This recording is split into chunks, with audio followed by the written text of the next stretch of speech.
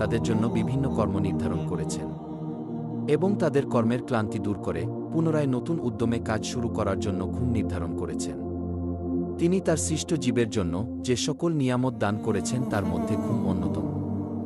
আল্লাহ তাআলা পবিত্র কুরআনে ইরশাদ করেছেন, তোমাদের জন্য নিদ্রাকে করেছি ক্লান্তি দূরকারী। সূরা নাবা আয়াত ৯।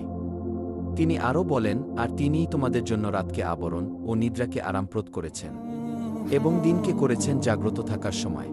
সূরা ফুরকান আয়াত ৪৭। রুহু বা আত্মার ধরন, রকম, আকার, আকৃতি ও কার্যক্রম নিয়ে দার্শনিকদের মাঝে অনেক মতভেদ থাকলেও আত্মা যে ঘুমায় না তা নিয়ে কারও মাঝে মতভেদ নেই। তাহলে স্বাভাবিকভাবেই প্রশ্ন জাগে, আমরা যখন ঘুমিয়ে থাকি তখন আমাদের আত্মা কি করে বা কোথায় যায়? ঘুমানোর পর রুহু মানুষের শরীর থেকে বাহির হয়ে যায়, এটা কোরআনের আয়াত দ্বারা প্রমাণিত। পবিত্র কুরআনে বর্ণিত হয়েছে, আল্লাহ মহান, সকল জীবসমূহের